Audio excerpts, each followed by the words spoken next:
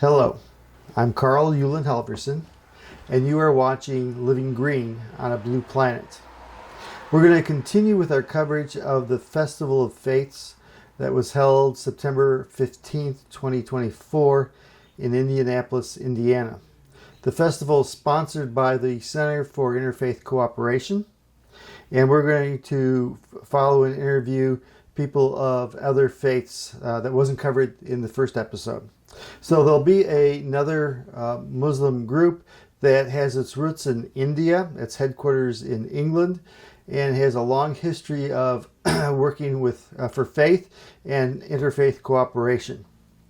We'll interview members of the Church of Jesus Christ Latter-day Saints, commonly known as the Mormons, and we'll talk to a member of the Baha'i Faith, and we will talk to a member of the Society of Friends or Quakers. Now, there are a couple of groups that I didn't interview that I wanted to, but I just couldn't find them by the time I was ready. And so one is Judaism. They were there. There was a presence. But by the time I got to their table, they were not there. And so I just want to talk about some of the things that are important to them in terms of caring for creation and climate change. And so in Judaism, it's seen as care for the planet is in order to preserve that which God has created. So the Creator made it. Our job is not to mess it up. Our job is to care for it. In the Talmud, they tell the story of a 70-year-old man who's planting a carob tree. And someone says to him, well, you're not going to be around for it to fruit. Why are you doing this? And he said, because my grandfather planted carob trees. And so there's this idea that you care for the future generations. Not unlike indigenous people in North America who talk about you plan for 7 generations, not for a decade. Okay, you care about the people that are going to be coming after you. They point out that water is extremely important in Judaism. Water was the highway, the transportation that gave the people Moses. Water can be a barrier. It can also be an open door. So the parting of the Red Sea that allowed for the fleeing of Egypt. And then water springing up in the desert, which is consistent with, again, indigenous people all over the world who talk about water is life. And so there's this sense in Judaism that you save the environment for generations to come. You don't exploit it for yourself, you save it for others. The other group that I didn't see was the Sikh community, and they were there.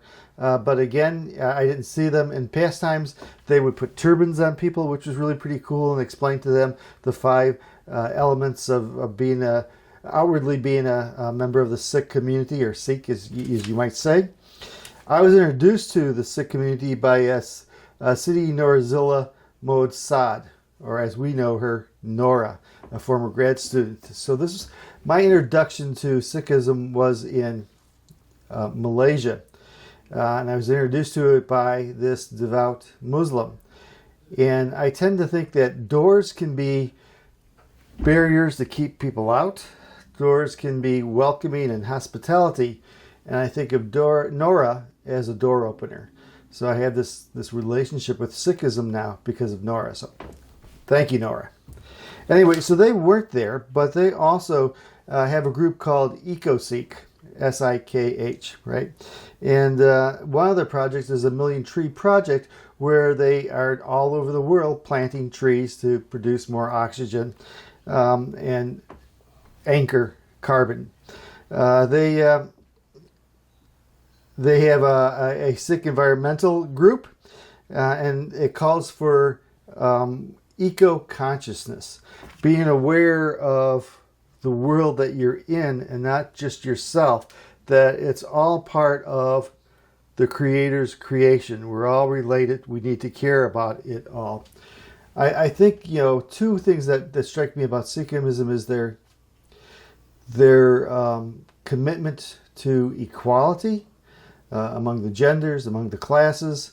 You sit together when you eat on the floor, and then service. So langar is a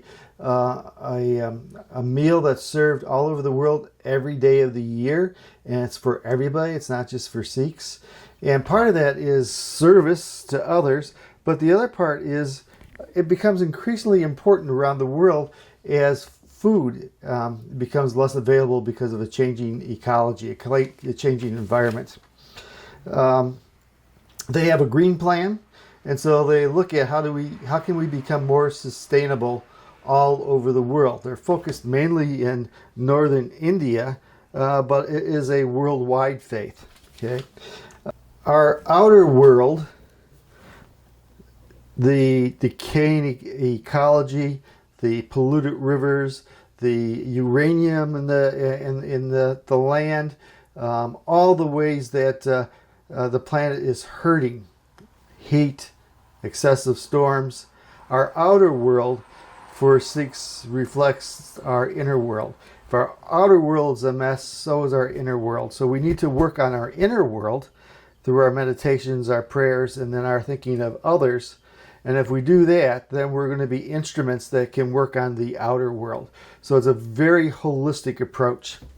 So we're going to watch this new video. So we're going to watch the last half of the Festival of Faiths, September 15th, 2024. Hope you enjoy it. Namaste. And with us today is... I'm Father Rick Ginther. I'm the pastor of Our Lady of Lourdes in Irvington, and I am the director of the Office of Ecumenical and Interreligious Affairs. So when I walk up to your booth, I immediately see a cutout of His Holiness St. Francis. Pope Francis. Yeah, that's what I meant. Yes. I taught at the University of St. Francis. Okay. That's what's going on. And so I'm wondering, what is the connection between the Catholic Church and teachings on care for creation? Well, it's part of our teachings on social justice, care for the earth, and by doing that we care for our brothers and sisters around the world, all peoples.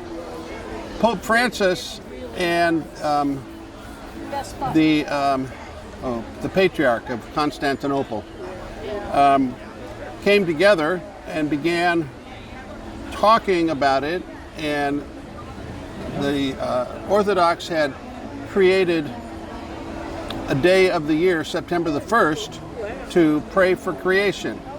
Pope Francis took that up and has now made it a part of Roman Catholic observance.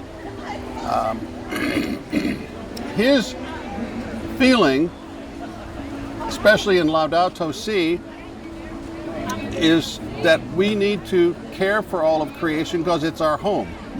And how we care for creation has a lot to do with how we are going to care for the world and all of the people within it. So he sees it as a response in the gospel to do what humanity was told to do in the very beginning, in the garden, chapter 2 of Genesis. Boy, I wish I could speak in short sound bites, but my mind doesn't work in sound bites. Sorry. That's okay. That's why I edit, so it's okay. Okay. So the Pope was also influenced by the Saint Francis. Yes. And so what is the position there? What's the relationship between Saint Francis and the earth, the sky, the sun, the moon? He wrote a wonderful poem about Mother Earth, but it was Father Sun, Sister Moon. We have a couple of hymns in Catholics and among Catholics and Christians about that very, based on that very poem, which lauds all of creation. And that poem actually is rooted in the Psalms, especially Psalm 104. So he sees the connection is bound intimately to our understanding of what Christ asked us to do and what our faith ancestors ask us to do. And you said you're also involved with interfaith work. Yes. So does that include interfaith work in terms of care for creation? Well, we have a few connections, yes. When there is an interfaith connection, our Creation Care Commission at times will come to me and ask, how do we do this? Or they will let me know that they're going to be having an event that will be interfaith. So, care for creation is now a common thread through most Christian denominations, especially the mainline first and second generation reformers. They all have care for creation as part of their, you go to their websites and you're going to find it. And some of the other religions are, especially in the Far East, they very much are rooted in caring for all that is created. The Jains are a very good example of that. And the Hindus, it's just amazing how their way of seeing the world is not Western, and so, but their way of seeing creation is, it's sacred. Thank you. Thank you very much. You're welcome. Is there anything I didn't ask you that you would want to add? No. All right. Thank you very much. Yes, I hope I made some sense. You did. Okay, so I'm at a group that is related to a particular branch of Islam. And so what we're going to get is an explanation or description of a particular organization, an introduction to the gentleman speaking, but then also some information about the relationship between Islam and care for creation. Sure. So we are part of the Ahmadiyya Muslim community of Indiana, but we have about more than 70 communities throughout the United States, and we are a worldwide community as well, with a central spiritual leadership. It's called Caliphate or Khilafat in Arabic. The current leader that is the spiritual leader of our community is Mirza Masroor Ahmed, and he resides in London, where is our headquarters, one of our headquarters. We are a Muslim community that, first of all, believes in the tenets of peace. So you kind of see a lot of literature that is here on the table related with peace and how to achieve peace in the world. I think before we even take care of the environment, we have to first take care of ourselves, and we have the right ideas to be able to interact with each other and have a peaceful coexistence. And then we will naturally look at our environment and try to take care of that. And Islam is big on two things. One thing is like cleanliness. Cleanliness, a saying of the founder of Islam, Prophet Muhammad, he stated that cleanliness is half of our faith. So when we take a look at cleanliness, it applies to our house, it applies to the environment that we live in. So all the nature that we see, the beauty that is within it, allows us to see that we have to take care of that. Now, there are certain extreme situations where it's so unavoidable to not be able to do that. Like, let's say war. And that's why I want to go back to peace again, because peaceful coexistence allows us to go away from war. But even in the sense of war, Islam says that when you're going out and you're trying to face your opponent for whatever reason it is, and even in the case of war, our purpose is to eventually come to a peaceful conclusion. But let's say in the heart of conflict, it says that a Muslim cannot destroy a tree, cannot destroy the natural environment just for their own personal gain. So for a Muslim, preserving the preservation of the environment is a very important matter, and it deals with most of our faith. But I have to go back to peaceful coexistence again, because that's where I think that's where the solution lies to everything. that when we know each other better, and I think this whole program is a good way to get to know that we will allow ourselves to see one thing, and that's one thing is that we have a creator. When we realize that we have a single creator, it'll allow us to be more closer to each other.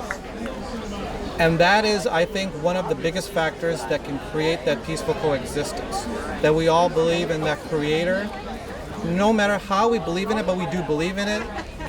And we also are respectful towards each other. So if you don't believe in the existence of a creator, we still have to be respectful towards each other. That builds that good platform of peace. And even in the current very tense political situations around the world, we have to be bearers of peace, because if we don't speak out in our communities that our leaders are taking us in the wrong direction when it comes to world peace, then we have to speak out and say that. It not necessarily be preaching, it just be talking about real solutions to real problems. So I think that's where Islam stands on both peaceful coexistence and how to take care of your environment in that state. Thank you. Thank you very much.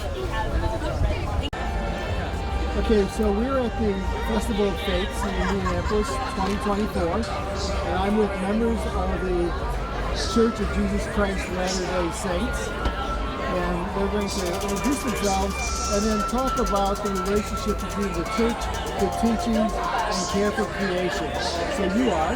Okay, so my name is Ryan Robinson, and I have the privilege of serving as the president over a stake, which is a group of congregations that's in the Fishers area here in central Indiana. And this is, do you want to introduce yourself? Yes, Benjamin Crockett, and I have a similar responsibility as a stake president, just to the west of where Ryan is at, in the Indianapolis, Indiana North Stake. And so the church, the larger church, is there a concern about climate change and what's happening to the planet?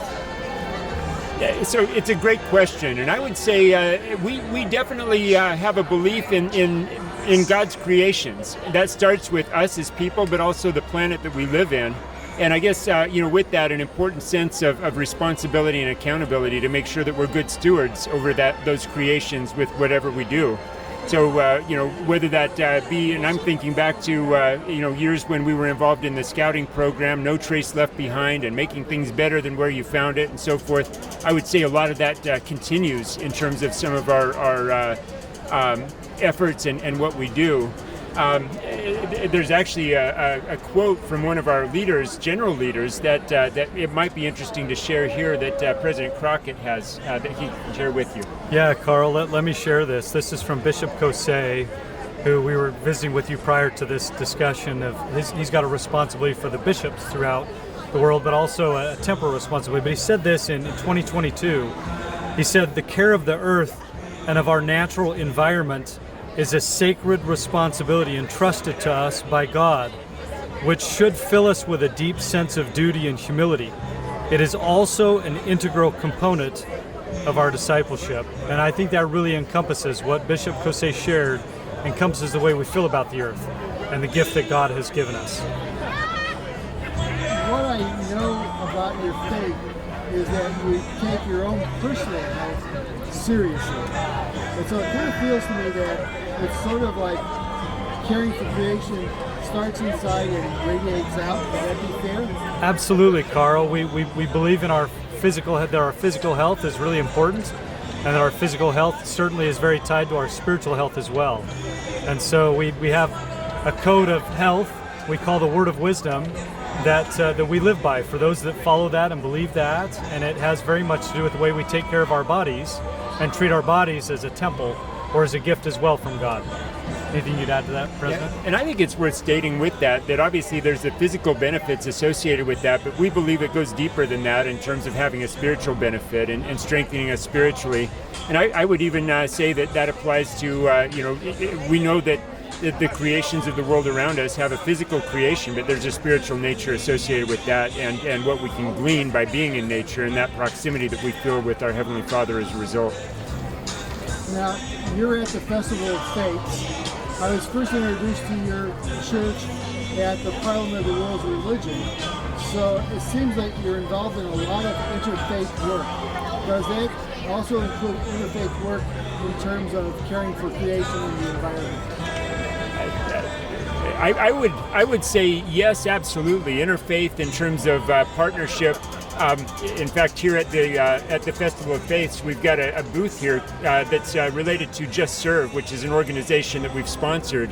Just Serve is really about getting involved in the community regardless of your religious affiliation and making a difference. Many of the projects that we get involved in with that could very much be involved in cleaning up natural areas and some of those kinds of things as well. Anything you'd add? No, I think that's a great example.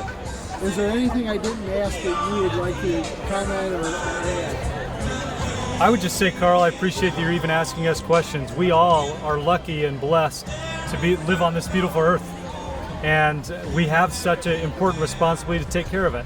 And it's a gift to be alive and to be up and with each other every day. And so I appreciate what you're doing. Thank you. Thank you so much. Thank you, guys.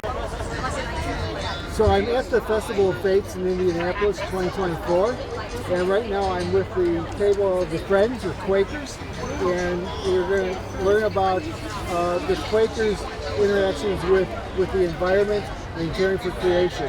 And with me today is Ed Morris from First Friends Quaker meeting in Indianapolis. And you were starting to talk about principles? We, excuse me, Quakers don't have a creed, but we have what we call the Quaker testimonies. We also call them the SPICES, S-P-I-C-E-S, stands for simplicity, peace, integrity, equality, community, or community should have been back on the other side, and stewardship of the environment. We have at the national level, we have a organization called Quaker Earth Care Witness. And it's a group of people who are heavily involved in,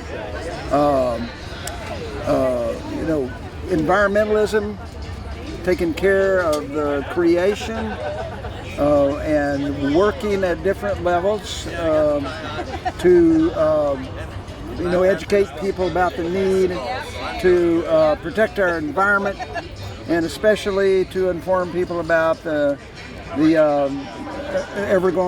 ongoing problems of climate change.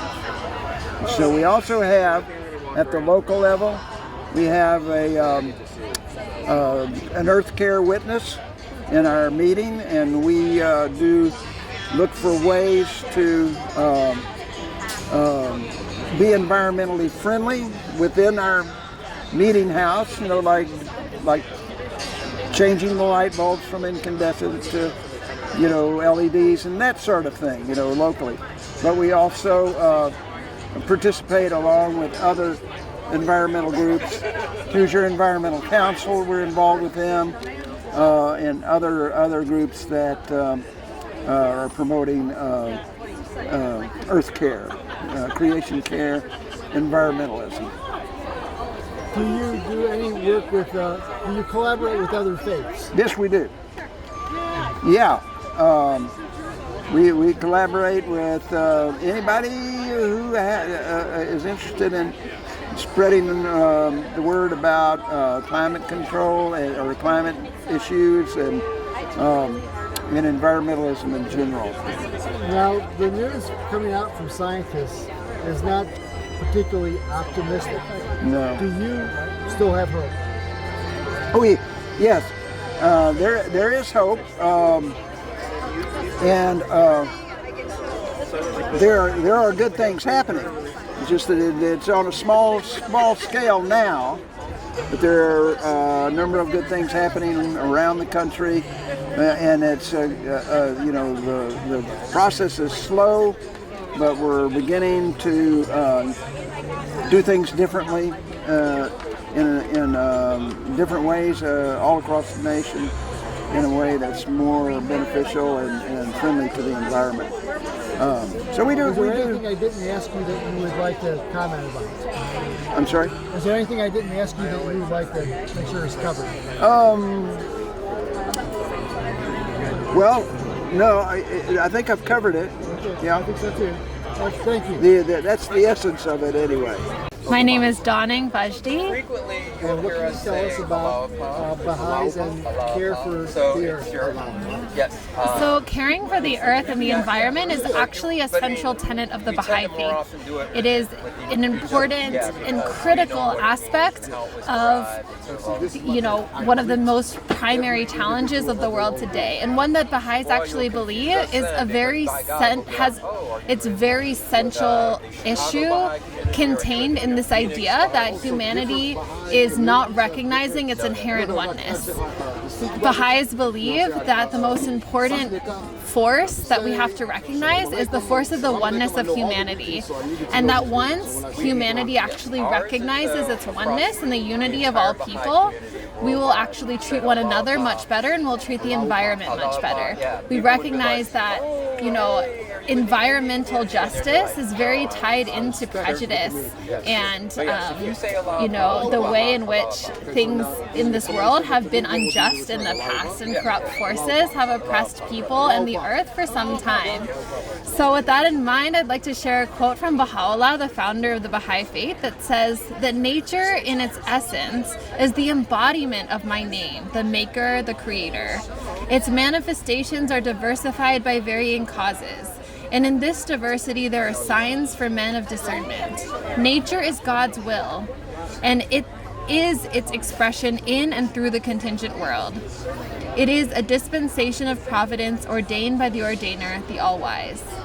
So with that in mind, I think we know that when humanity is really reaching its full potential, we'll be taking care of one another, and we'll be taking care of the environment, because this is our spiritual charge. This is our spiritual destiny, to take care of one another and to take care of this world that we've been given by God. Thank you. Thank you so much. Vaheguru, Vaheguru, Vaheguru.